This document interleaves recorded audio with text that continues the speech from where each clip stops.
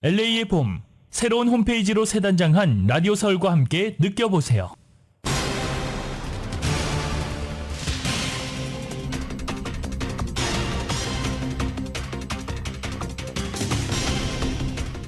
캘리포니아주의 패스트푸드 업계 시간당 최저임금이 오늘부터 $20로 인상됩니다.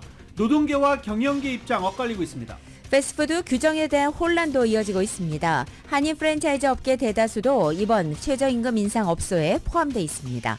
LA 카운티 선거관리국은 지난 예비선거에서 10지구에서는 그레이스 유 후보와 헤더 허트 현 시의원이 결선에 진출했다고 어제 최종 결과를 인증했습니다. 오렌지시가 범죄 단속을 위해서 자동차 번호판을 인식해 차량 정보를 확인하는 카메라를 추가로 설치한다고 밝혔습니다.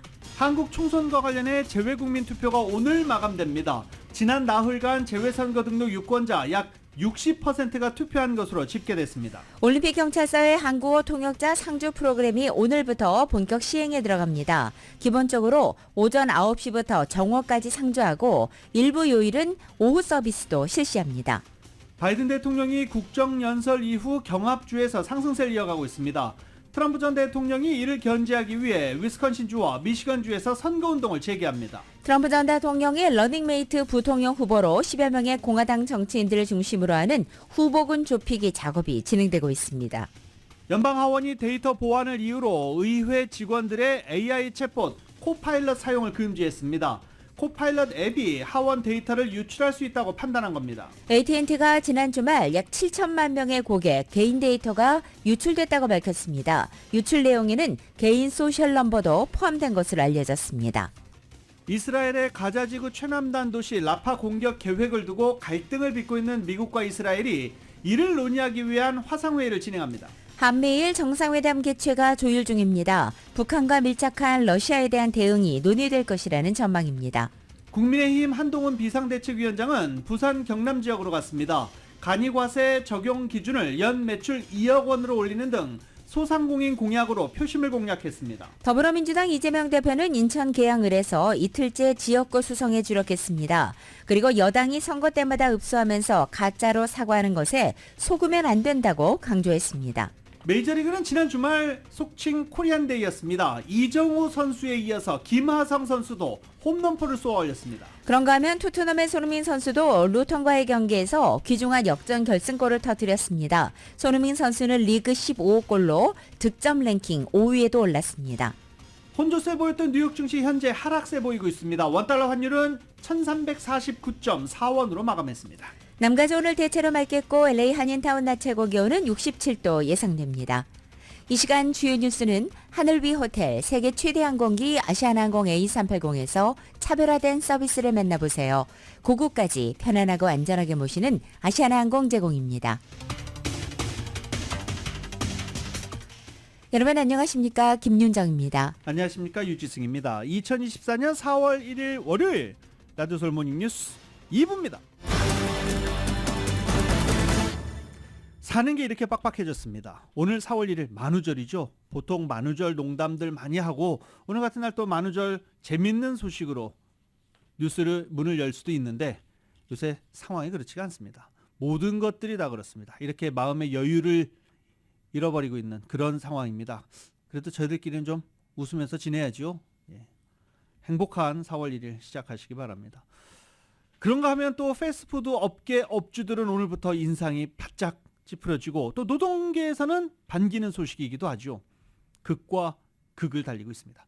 오늘부터 패스트푸드 등 대형 체인점들을 중심으로 시간당 최저임금이 $20로 인상됩니다. 이 시간당 최저임금 $20 주법이 시행에 들어가면서 한인 프랜차이즈 식당, 요식업소 포함한 관련 업계가 그 여파로 요동치기 시작했습니다. 캘리포니아 주의회를 통과해 지난해 9월 게빈 뉴섬 주지사 서명으로 확정된 패스트푸드 체인 종사자 최저임금 인상 신속 법안은 전국의 매장 60곳 이상을 보유한 체인점들을 대상으로 하고 있습니다. 전국에 60개 이상 체인점을 보유하고 있는 업체들, 패스트푸드 업체들 등 가운데 캘리포니아주에 있다면 종업원들의 시간당 임금을 최저 $20까지 인상해야 되는 것입니다. 이번 최저임금 인상은 캘리포니아 전역 패스트푸드 업계에서 일하는 약 50만 명의 직원들에게 적용되는데 시간당 20달러는 현재 캘리포니아 최저임금 16달러에 비해 25% 높고 현행 최저임금이 각각 16.90달러, 16.78달러인 LA시와 LA 카운티에서는 약 20% 인상되는 셈입니다. 이번 최저임금 인상은 맥도날드와 스타벅스 등 전국 체인 업체들뿐만이 아니라 한인들이 운영하고 있는 프랜차이즈 와바그릴, 플레인 브로일러, 그리고 한국에서 미국에 진출한 본촌 치킨, 이런 치킨 업체들, 파리바게뜨, 뜨레주르, 이런 빵 프랜차이즈들 모두 적용됩니다. 법 규정상 해당 업체가 총 수입의 50% 이상을 즉시 소비를 위한 음식 또는 음료 판매로 벌어들이고 있다면 직원들에게 시간당 20달러를 지급해야 한다라고 이렇게 프랜차이즈 업체를 규정하고 있지만 이에 대한 논란도 상당히 많습니다. 때문에 캘리포니아주 노사 측은 현재 웹사이트에 Q&A 섹션을 따로 만들어서 이 업주들 그리고 근로자들 궁금증을 지금 해결해 주기 위해서 노력하고 있는 중입니다. 그래도 혼란은 계속되고 있습니다. 또 한때 빵 제품을 판매하는 파네라 베이커리의 경우 매장 내에서 직접 빵을 굽는다, 이런 이유로 최저임금 인상 대상에서 제외된다는 설도 있었지만 예외는 없는 것으로 전해지기도 했습니다. 이번 조치에 대해서 노동계에서는 물가가 높기로 유명한 캘리포니아에서 생활 여건이 개선될 수 있을 것이다 라고 반기고 있습니다. 반면 업계는 인건비 급등을 견디지 못하고 폐업하는 사업자들이 줄을 이을 수 있다라며 우려하고 있습니다. 실제로 피자헛은 지난해 12월 배달원 1200명 이상을 감원하겠다라고 밝혔고 일부 매장은 배달 중단을 선언하기도 했습니다. 피자집이 배달 중단을 선언했다는 것은 장사 안 하겠다는 얘기와 마찬가지다. 당시에 그런 비난도 있었지만 방법이 없었다라고 업주는 이야기하고 있습니다. 소비자들은 팬데믹 사태 이후 높은 인플레이션 속에 음식값이 천정부지를 치솟았는데 이번 조치로 그나마 상대적으로 저렴했던 패스트푸드 가격까지 오를 가능성이 높아 부담 증가를 우려하면서 한숨 짓고 있습니다. 실제로 치폴레, 맥도날드, 잭인더박스, 버거킹 모두 메뉴 가격을 인상하겠다라고 발표를 했고 치폴레의 경우는 메뉴 가격을 9%까지 인상하겠다라고 아예 수치를 발표하기도 했습니다. 캘리포니아 전체 주민 60% 이상이 일주일에 한 번 이상 패스트푸드점을 찾는 것으로 현재까지 집계되고 있습니다. 앞으로 이 수치가 변화될지 전국 경제계가 캘리포니아주의 시간당 최저임금 인상을 눈여겨보고 있습니다. 오렌지시 당국이 범죄 단속을 위해서 자동차 번호판을 식별할 수 있는 카메라를 추가로 설치합니다. 이은 기자가 전해드립니다. 오렌지시 당국이 시내로 출입하는 차량들에 관한 정보를 취득하기 위해 차량 번호판을 판별하는 카메라를 추가로 설치합니다. 시 관계자들에 따르면 차량 번호판을 읽는 카메라는 지나가는 차량의 라이센스 플레이트를 인식해 차량의 색깔 등 자세한 정보를 취합해 범죄에 연루되어 있는지를 확인할 수 있습니다. 이번에 설치되는 카메라에는 얼굴 인식 기능까지 탑재하고 있지 않는 상황입니다. 특히 리테일 강절도 범죄 추적에 큰 도움이 된다고 덧붙였습니다. 댄 아담스 오렌지시 경찰국 국장은 최근 오렌지시 의회 측의 치안에 있어서 기술적인 부분이 뒤처진다는 입장을 전한 바 있습니다. 이번에 라이센스 플레이트를 읽는 카메라를 추가 설치하는 방안은 범죄 대응 수준을 많이 끌어올릴 수 있다고 전하며 더욱 효과적인 범죄 대응, 타 부서와의 공조에 있어서도 효율적일 것이라고 덧붙였습니다. 시당국은 43대의 라이센스 플레이트 판별 카메라와 13대의 비디오 카메라를 추가로 설치할 예정이며 오렌지시를 오고 가는 차량의 정보를 취합할 예정입니다. 해당 카메라에서 취합된 정보들은 30일 동안 보관되며 오렌지시 경찰당국을 비롯해 다른 시 당국 관계자들 부처들이 공유 가능합니다. 해당 카메라에 취합된 정보들은 30일 동안 보관되며 오렌지시 경찰당국을 비롯해 다른 시 당국 관계 부처들이 공유 가능합니다. 오렌지시 당국 측은 홈오너 연합을 비롯한 비즈니스들과 함께 협력해 주택과 업장에 부착된 카메라에 포착된 정보를 받기를 희망하는 상황입니다. 시의회 관계자들에 따르면 해당 카메라는 오렌지시에서 발생하는 절도범죄 퇴치 용의자 체포를 가능하게 만들 것이라고 설명했습니다. 시당국은 카메라 설치를 위해 2년의 시간 동안 40만 달러의 기금을 소진할 예정이라고 전했습니다. 해당 안건은 지난 26일 시의회 측이 만장일치 승인했습니다. 라디오 서울 뉴스 이은입니다. 캘리포니아주 의회에서 이 스쿨존 자동차 속도 제한하는 내용의 법안이 선보여졌습니다. 지금 학교 스쿨존 몇 마일인지 혹시 아십니까? 그게 변경될 가능성이 있습니다. 보도국 연결합니다. 지난 28일 가주의회에서 가주전역에 위치한 학교 인근 존에서 자동차 속도를 제한하는 내용을 골자로 하는 법안이 상정됐습니다. 학생들의 도보 여부에 관계없이 자동차 속도는 20마일에서 25마일로 제한됩니다.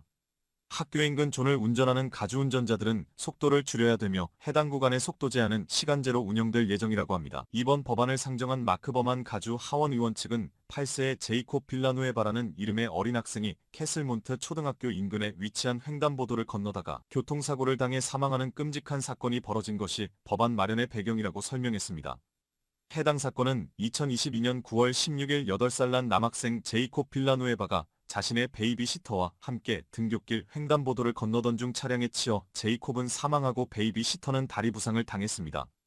범한 하원 의원은 해당 사건은 2022년에 발생했지만 여전히 캐슬몬트 커뮤니티에 매우 큰 아픔이라는 입장을 전하며 이번 법안이 해결책이 되기를 바라는 입장이라고 덧붙였습니다.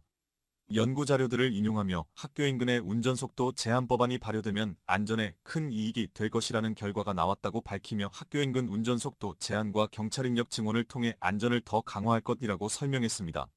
학교 인근 지역은 학생들과 학부모 그리고 교직원들을 위해 안전해야 된다고 덧붙였습니다. 현재 해당 법안은 하원에 계류 중입니다. 상하원에서 통과되고 주지사의 서명을 받게 되면 내년 1월 1일부터 발효됩니다. 라디오 서울 보도국 뉴스룸입니다.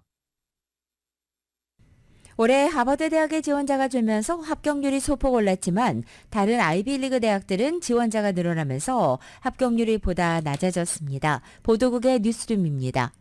올해 하버드 대학의 합격률은 3.58%로 지난해 합격률 3.41%보다 소폭 올랐습니다. 하버드 대학은 코로나 팬데믹으로 SAT가 필수에서 옵션으로 변경되면서 2020년부터 지원자가 크게 늘면서 지난 2022년의 합격률이 사상 최저를 기록했으나 올해에는 지원자가 감소하면서 합격률이 소폭 올랐습니다. 다른 아이비 대학들에서는 올해 지원자가 늘었습니다. 특히 예일과 다트머스대의 경우 지원자가 늘면서 합격률이 최저 기록을 세웠습니다. 예일대의 합격률은 3.7%, 다트머스대는 합격률 5.3%로 합격률이 역대 최저로 떨어졌습니다. 콜롬비아 대학도 올해 합격률이 3.85%로 지난해 합격률 3.93%보다 더 떨어졌습니다. 유펜도 지난해보다 지원자 수가 늘었는데 합격률은 발표하지 않았습니다. 브라운 대학은 올해 지원자가 지난해보다 줄었으며 합격률은 5.2%로 나타났습니다. 코넬과 프린스턴은 합격률을 발표하지 않았습니다. 라디오 서울 보도국 뉴스룸입니다.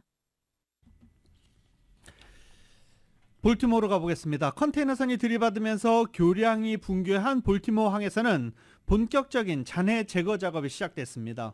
중지된 선박 운항이 재개되기까지는 몇 주가 걸릴 것이라는 전망이 나왔는데 볼티모어 경제가 재건되려면 몇 년이 걸릴 것이다. 그리고 보험비 10억 달러 이상이 청구될 것이다. 여러 가지 뉴스들은 계속 쏟아져 나오고 있는 중입니다. 일단 잔해 제거가 시작됐습니다. YTN입니다.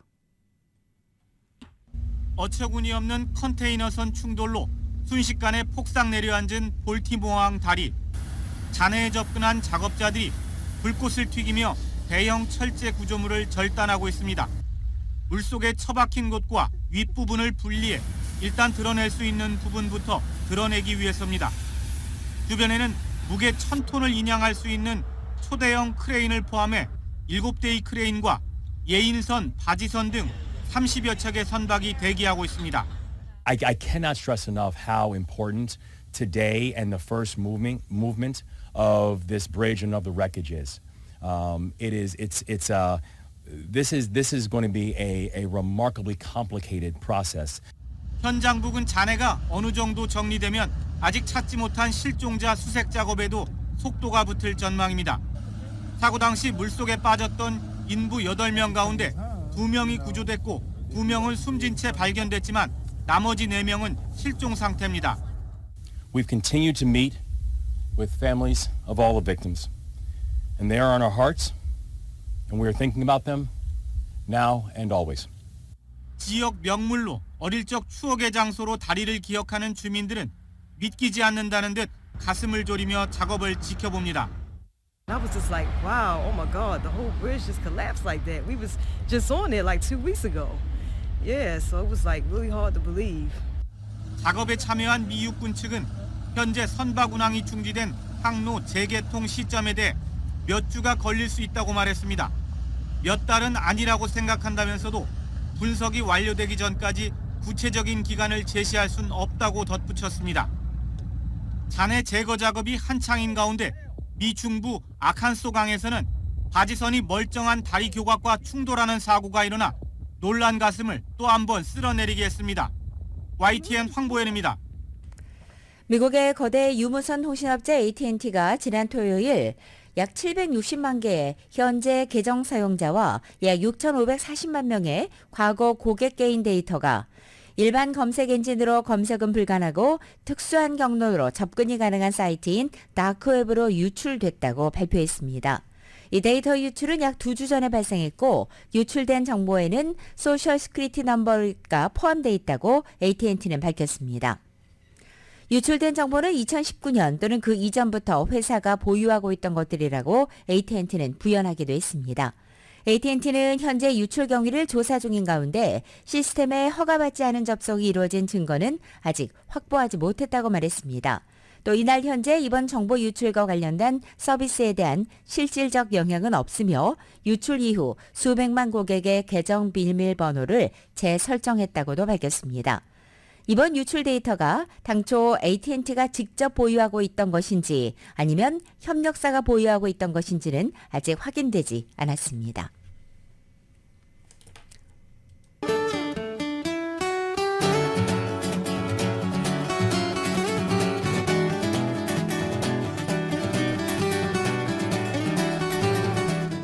(4월 1일) 월요일 남가주의 날씨입니다. 4월의 첫날을 맞은 오늘 남가주 지역 대체로 맑겠고 낮 기온도 지난 주말보다는 조금 오르겠습니다. 아직은 예년 기온을 밑도는 상태지만 화요일인 내일과 모레 수요일 이틀 동안은 낮 기온이 70도 중반까지 높아져서 오랜만에 포근한 봄 날씨 즐길 수 있겠습니다. 그러나 이번 주 목요일 낮 기온이 전날보다 10도 이상 뚝 떨어져 급격한 기온 변화가 시작되겠고 다음 날인 금요일에는 60도를 밑돌아서 여기에 또 한 차례 비 소식까지 나와 있습니다. 이번 한 주간은 이렇게 급격한 기온 변화가 예고돼 있습니다. 건강관리에 보다 유의하시기 바랍니다. LA 한인타운의 오늘 낮 최고 기온 67도, 밤 최저 기온은 50도, 오렌지 카운티 지역은 68도, 50도, 밸리와 일랜드 엠파이어 지역 71도, 46도, 해안 지역은 63도, 51도로 예상됩니다. 한국 오늘 대체로 흐린 가운데 남부지방에는 비가 내리겠습니다. 서울의 오늘 아침 최저 기온이 48도, 낮 최고 기온은 72도까지 오르겠습니다.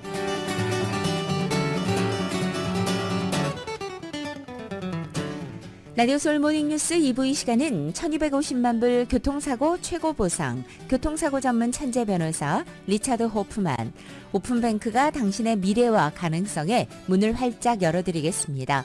나에게 열려있는 은행 오픈뱅크, 총 20억 달러의 승소, 크고 작은 교통사고와 상해, 브라이언 타필라와 시젤러 공동 제공입니다.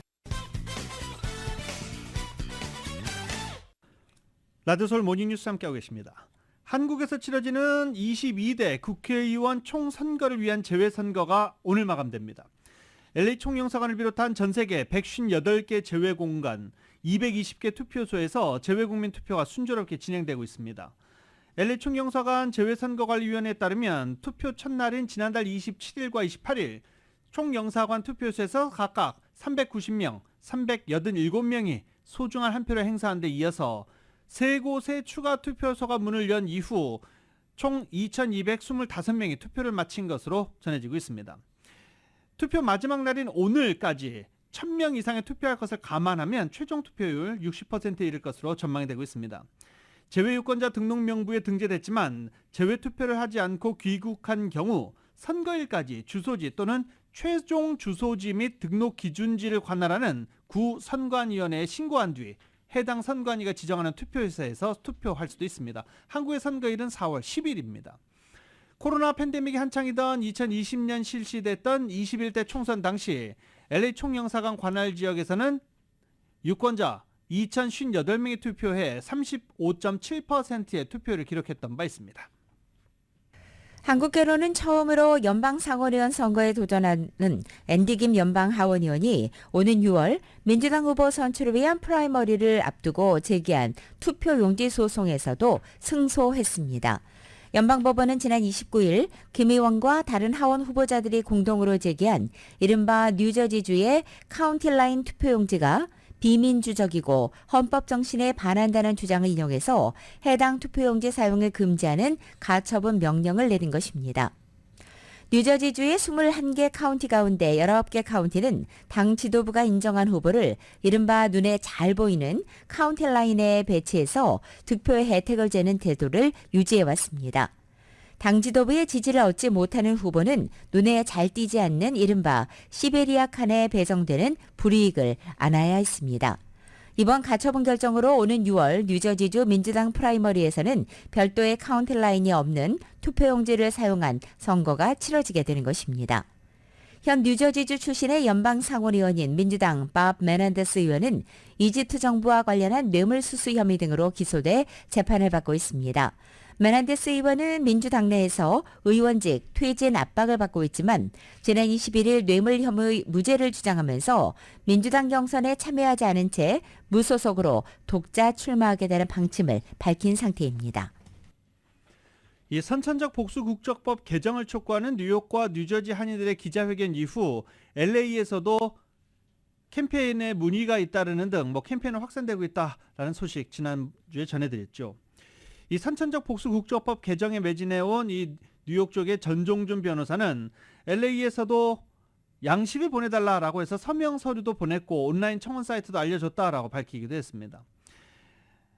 한국의 한 종합 일간지는 소위 이 선천적 복수 국적법 홍준표법에 대한 재조명과 함께 법무부와 병무청의 공식 공문을 인용해 정부 부처 간의 법적 해석 무지와 혼란을 지적한 바 있습니다.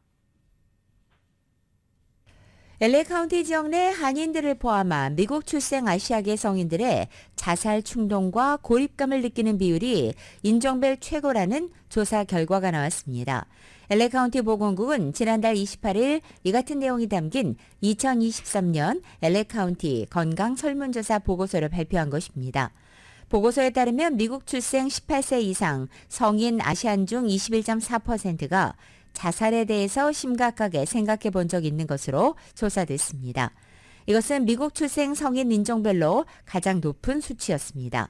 2위인 백인은 18.0%, 외국 출생 아시안 성인의 경우 6.2%로 비교적 낮은 편이었습니다. 또한 미국 출생 성인 아시안 중 36.6%는 고립감을 경험했다고 밝혔는데 이 같은 비율 역시 미국 출생 성인 인종별 최고치였고 2위인 흑인은 29.3%였습니다. 이외에도 보건당국은 이번 설문조사에서 아시아계에게 나타난 주요 특징 가운데 하나로 높은 콜레스테롤 수치를 꼽았습니다. 출생지 구분 없이 아시안 성인 전체적으로 35.4%가 콜레스테롤 수치가 높다는 진단을 받은 적이 있다고 답변했습니다.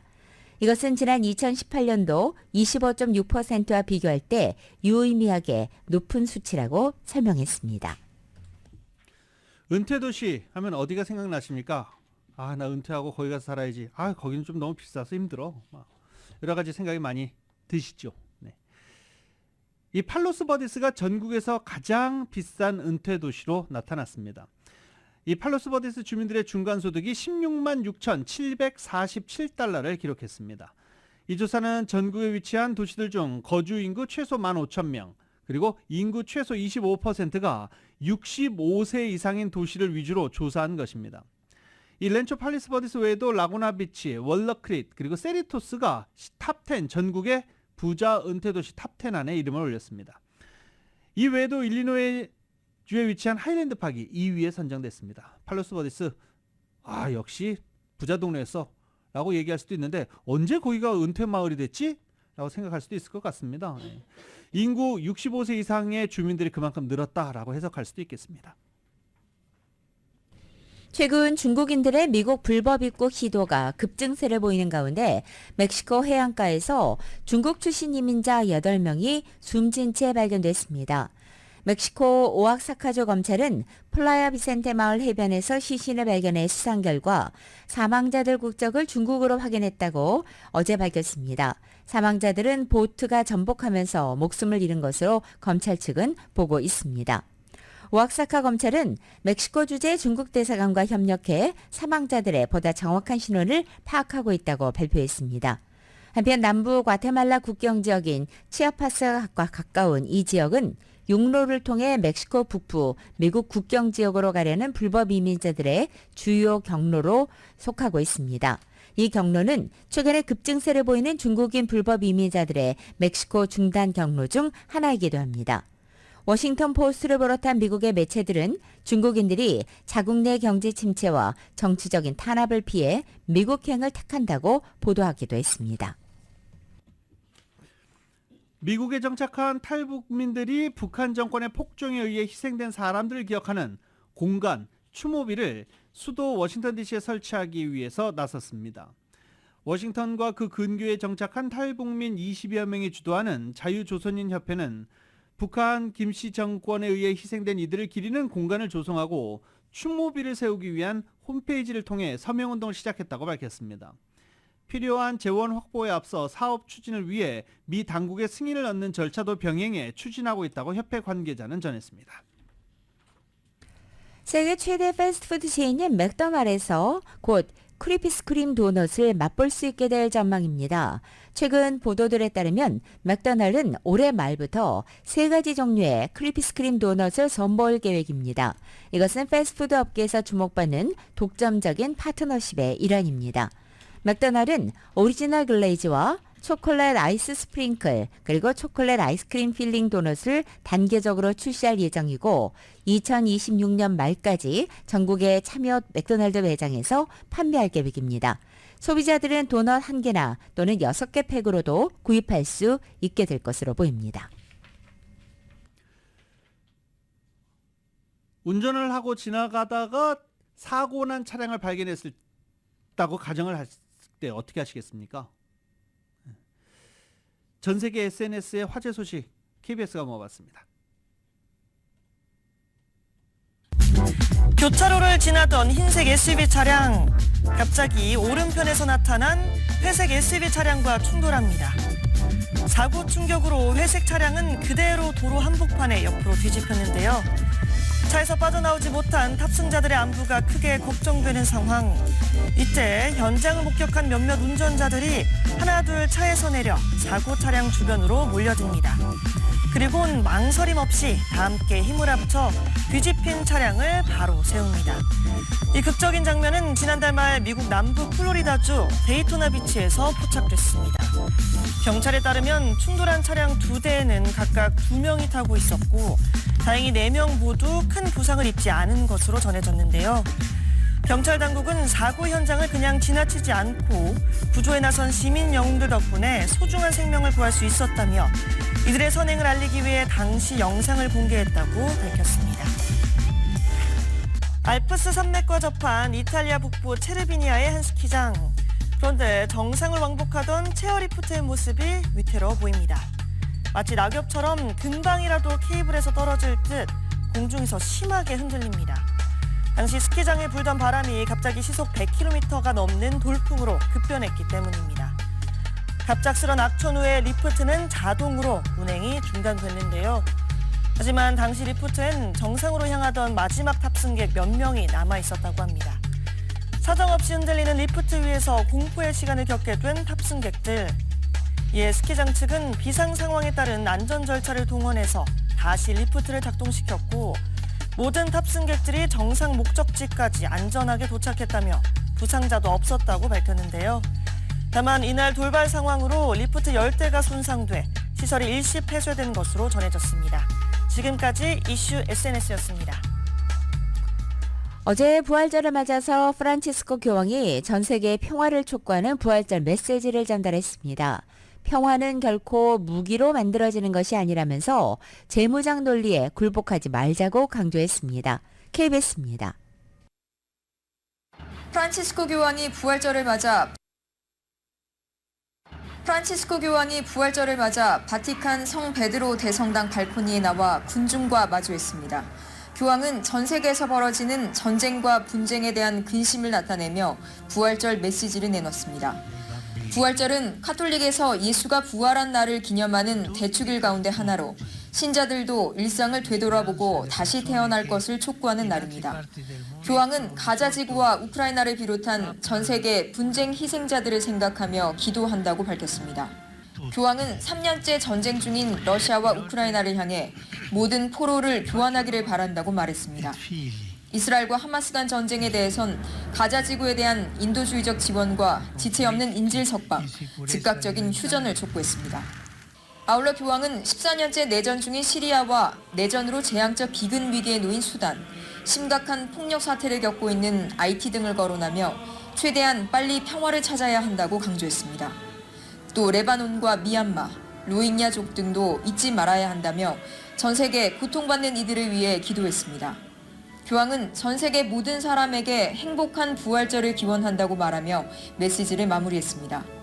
87살인 교황은 최근 건강 우려설이 나오기도 했지만 비교적 건강한 모습으로 부활절 야외 미사를 집전했습니다.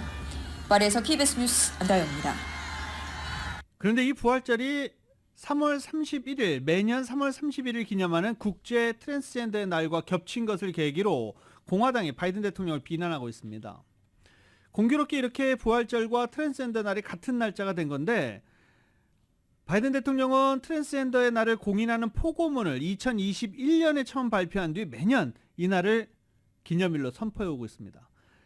이에 공화당 후보인 트럼프 전 대통령의 선거 캠프는 소름 끼치고 모욕적이라며 바이든 대통령을 정면 비난했습니다.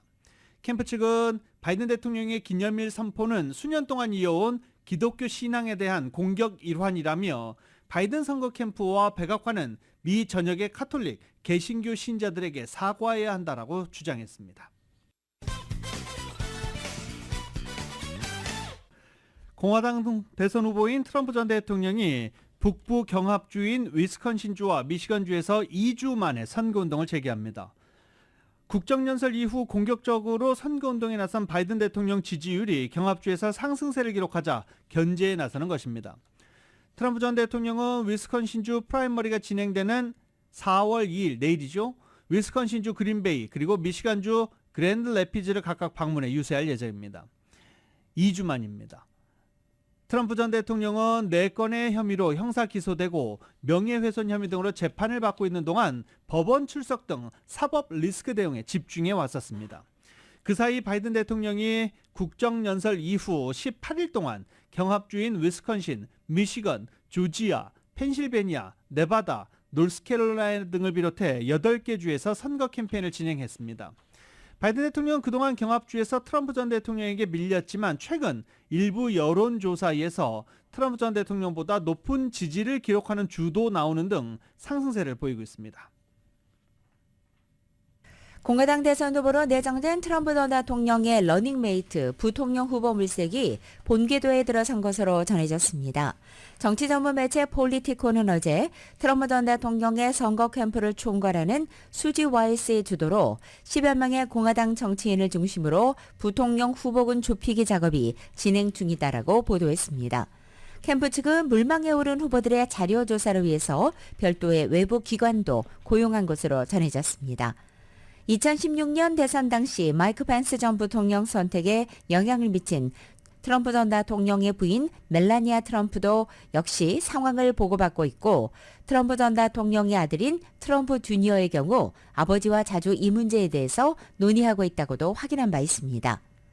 명단에 포함한 인사들은 시시때때로 물론 바뀌고는 있지만 대체적으로 공화당의 유일한 흑인 상원의원이자 경선 사퇴 후 열성적으로 트럼프 전 대통령을 지지하고 있는 팀 스캇 의원을 포함해서 크리스티 노엄 사우스다코타 주지사와 아이비리그 청문회로 주가를 올린 엘리즈 스테파닉 하원의원, 또 첫 힌두교 의원이었던 털시 게버드 전 하원의원과 제이디 벤스 상원의원, 바이런 도널즈 하원의원 등이 기본적으로 포함됐다고 전해지고 있습니다. 이들은 모두 트럼프 전 대통령이 투사라면서 충성심을 높이 샀던 인물들입니다. 공화당 안팎에서는 부통령의 기본적인 자질로 구구충을 중심으로 확실한 기반을 다지고 있는 트럼프 전 대통령의 지지 세력을 여성, 유색인종, 또 중도층까지 확장할 수 있는 보완성을 꼽고 있습니다. 반면 트럼프 전 대통령 본인은 비상 상황에서 자신을 대신할 대통령감을 찾고 있다는 입장을 밝히는 것으로 전해지고 있습니다. 11월 대선을 앞두고 글로벌 기업들이 시장 변동성이 커지는 것을 피하기 위해 회사채 발행을 서두르고 있습니다. 시장 정보업체 데이터에 따르면 올 들어 6,060억 달러 규모의 회사채가 발행된 것으로 알려지고 있습니다. 이는 작년 동기 대비 40%가량 늘어난 규모로 1990년 이후 가장 많은 물량입니다. 국채와 회사채 간의 금리, 가산금리가 매우 작게 형성된 것도 회사채 발행을 늘리는 요인 중에 하나로 알려지고 있습니다.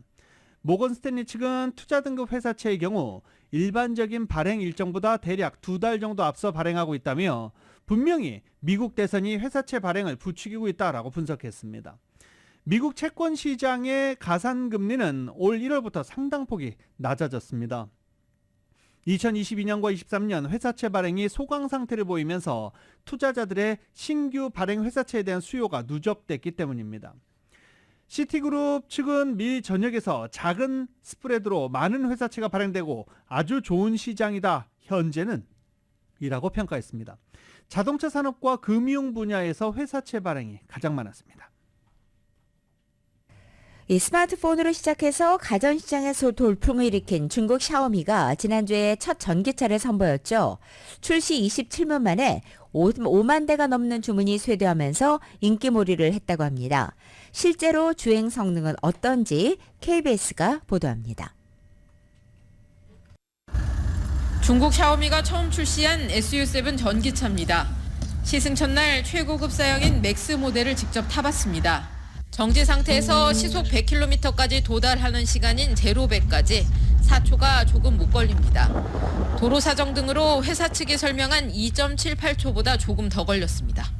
샤오미 측은 최고급 모델을 기준으로 완전 충전 시 800km를 주행할 수 있다고 밝혔습니다. 에어컨과 창문 등 차량 기능 대부분은 AI 인공지능으로 통제됩니다. 샤오미는 이번 전기차 출시로 휴대전화와 자동차, 가전제품이 연동되는 샤오미 생태계가 완성될 것이라고 공언했습니다. 차량 가격도 우리 돈 4,000에서 5,500만 원대로 테슬라 등 경쟁사 동급 모델보다 낮게 책정됐습니다. 이 회사 측은 신차 공개 27분 만에 사전 예약이 5만 대를 돌파했다고 설명했습니다. 하지만 샤오미가 우리 돈 90여만 원의 예약금을 환불해주지 않는다거나 차량 인도에 수개월이 걸릴 것이라는 등 논란도 계속되고 있습니다. 애플 짝퉁이라는 조롱을 받던 샤오미가 애플이 포기한 전기차 시장에서 어느 정도 경쟁력을 보여줄지 관심이 쏠리고 있습니다. 베이징에서 KBS 뉴스 김효신입니다. 대통령이 롤렉스 시계를 차고 있었습니다. 그러자 대통령 사저를 경찰이 압수수색했습니다. KBS입니다. 수사관들이 대형 쇠뭉치를 동원해 굳게 잠긴 문을 부숩니다. 페루 검찰과 경찰이 한밤중에 현직 대통령의 사저에 강제로 진입해 압수수색을 실시한 겁니다. 사건의 발단은 디나 볼루아르테 페루 대통령이 착용한 최소 14개의 화려한 손목시계입니다. 이 가운데 3개는 롤렉스인데 가격이 2천만 원을 넘어서기도 합니다. 평균 월급 58만 원을 받으며 경제난에 허덕이는 페루 국민들은 비리를 의심하고 있습니다. 검찰은 현직 대통령에게 불법 자산 증식과 공직자 재산 미신고 혐의를 적용했습니다. 압수수색 과정에서 롤렉스 시계를 찾지는 못했지만 대통령 취임 이후 구매가 이루어졌다는 증거는 확보한 것으로 전해졌습니다. 이에 대해 볼루아르테 대통령은 자신이 열심히 일해서 구입한 시계라며 검찰 조사가 자의적이고 위법적이라고 반발하고 있습니다. 볼루아르테 대통령은 전임 대통령이 도덕적 무능 등으로 탄핵되면서 2022년 페루의 첫 여성 대통령이 됐지만 이후에도 대규모 반정부 시위 등으로 페루 전국의 혼란은 계속되고 있습니다. KBS 뉴스 박석호입니다. 미국 팝스타인 비욘세의 새 컨트리 앨범이 발매되자마자 돌풍을 일으키고 있습니다. 음원 스트리밍 플랫폼인 스포티파이는 지난 29일 비욘세의 새 앨범 카우보이 카터가 올해 들어 하루 동안 가장 많이 스트리밍된 앨범으로 기록됐다고 밝혔습니다. 이것은 올해 컨트리 앨범이 해당 타이틀을 얻게 된 첫 번째 사례라고도 덧붙였습니다. 빌보드닷컴은 비욘세가 이 앨범을 발매한 지 하루도 되지 않아서 음원업계에 여러 기록을 경신하고 있다고도 전했습니다. 카우보이 카터는 또 다른 플랫폼 아마존 뮤직에서도 역대 여성 가수의 컨트리 앨범 사상 발매 첫날 최다 스트리밍 기록을 세우기도 했습니다. 27개 트랙으로 구성된 이 앨범에는 원러 컨트리 싱어송라이터인 덜리 파튼을 비롯해 마일리 사이러스와 포스트 말론까지 쟁쟁한 음악인들이 피처링으로 참여해 더 큰 관심을 받고 있습니다.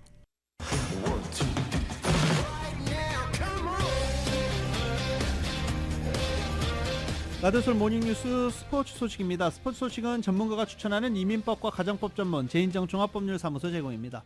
LA 다저스가 세인트루이스 카디널스와 개막 4연전 가졌죠. 물론 서울 시리즈에서 한국에서 샌디에고와 한 개막전도 있었습니다. 거기서 1승 1패를 하고 왔죠. 그리고 본토에서 열린 개막전에서 주말 4연전에서 3승 1패를 기록했습니다. 이 4연전을 하는 동안은 무키 베츠, 프레디 프리먼, 맥스 먼시 그리고 헤르난데스까지 다저스에서 홈런을 기대하는 선수들 다 홈런 쳤어요. 그래서 오타니가 이렇게 얘기를 했죠. 나만 못 쳤어요. 네. 고치겠죠. 네. 그래서 개막 4연전 동안 LA 다저스는 세인트루이스 카디널스와의 경기에서 3승 1패를 기록했습니다. 그리고 오늘부터 다저 스테디움에서 샌프란시스코 자이언츠와 라이벌전을 갖습니다. 샌프란시스코 자이언츠의 1번 타자 이정우 선수가 다저 스테디움을 처음 오늘 찾게 됩니다. 많은 한인 야구 팬들, LA 한인 야구 팬들 굉장히 즐거운 시간이 될 것 같습니다. 오늘부터 샌프란시스코 자이언츠와 다저스는 3연전을 스테디움에서 갖습니다. 이정우, 김하성 선수가 경쾌한 홈런포를 터뜨렸습니다. 샌디에고와 샌프란시스코의 본토 개막 4연전은 코리안데이로 뜨거웠습니다. KBS의 보도입니다. 하루 전 이정우의 홈런을 바라만 봐야 했던 김하성이 친 타구가 왼쪽 담장을 넘어갑니다. 3-run home run. Ha-Sung Kim. That's awesome, Kim. 오늘은 반대로 이정우가 지켜보는 가운데 나온 김하성의 시즌 마수거리 홈런입니다. 5번 타자 유격수로 선발 출전한 김하성은 안타 3개를 몰아치며 팀의 13대4 대승을 이끌었습니다. 팀은 졌지만 부동의 톱타자로 자리매김한 이정우의 출루 행진은 오늘도 계속됐습니다. 1회 첫 타석을 시작으로 지금까지 없던 볼넷을 3차례나 얻어내며 특유의 선구안을 뽐냈습니다. 저는 아직 신인이고 또 아직 그냥 못 모를 때 한 거라 아직 저도 제게 제 실력이라 생각하지 않고 더 잘해야 된다 생각하고 있습니다. 2승 2패로 팽팽히 맞선 두 팀의 미국 본토 개막 4연전은 매일매일이 코리언데이였습니다. 이정우가 데뷔 전 안타와 이튿날 멀티 안타 그리고 데뷔 첫 홈런을 이어가며 기대 이상으로 활약했고 서울 시리즈 개막 2경기에서 무안타로 침묵했던 김하성도 타율을 2할 7푼 3리로 끌어올리며 선의의 경쟁을 펼쳤습니다. 저한테 친동생 같은 존재고요. 정우는 그리고 한국에서 뛸 때도 좀 많이 아꼈던 후배고 이런 동생이 있다는 게 또 저한테는 감사한 것 같고 둘 다 잘해서 위민했으면 좋겠어요. 이정우의 첫 홈런공을 잡은 관중이 김하성의 열혈 팬이라고 밝히는 등 두 한국인 타자에 대한 관심이 더욱 뜨거워지고 있습니다. KBS 뉴스 강재훈입니다. NBA 소식 잠깐 볼까요? LA 레이커스가 어제 브루클린과의 경기에서 116대 104로 승리를 거뒀습니다. 그리고 LA 클리퍼스는 샬럿과의 경기에서 130대 118로 승리를 거두면서 최근 3연승을 달리고 있습니다. 제가 얼마 전에 이거 들쭉날쭉한 성적 별로 좋지 않다라고 했는데 3연승 달리면서 선두와 게임차를 5경기 차로 좁힌 상태입니다. 서부주 선두는 여전히 오클라호마 시티 썬더입니다.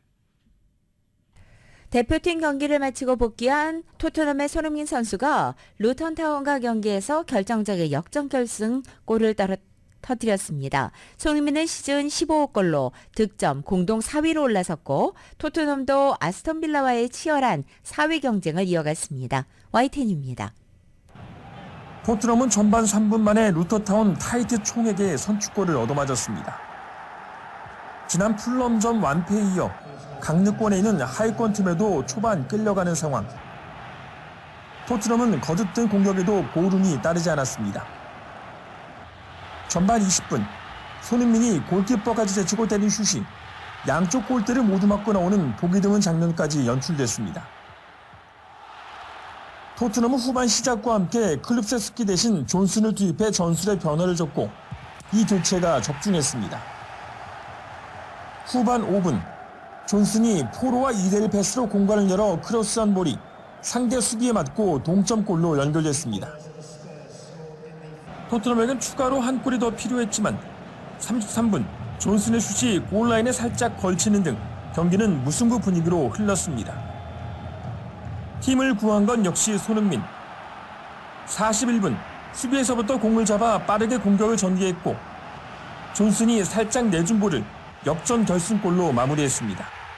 시즌 15골을 기록한 손흥민은 맨시티 혼란의 3골 차 공동 4위로 올라서며 득점왕 경쟁에도 다시 불을 지폈습니다. 2024년 4월 1일 월요일에 전해드린 라디오설 모닝뉴스 여기서 마치겠습니다. 조금 힘드시고 빡빡하시죠? 그래도 오늘 만우절입니다. 웃으시면서 한 주 시작하시기 바랍니다.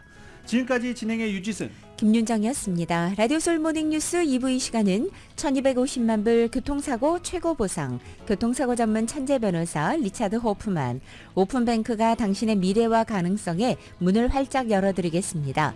나에게 열려있는 은행 오픈뱅크. 총 20억 달러의 승소, 크고 작은 교통사고와 상해, 브라이언 타필라와 시즐러 공동 제공이었습니다. 잠시 후 9시에는 강혜신의 오늘의 미국이 방송됩니다. 함께해 주신 여러분 고맙습니다.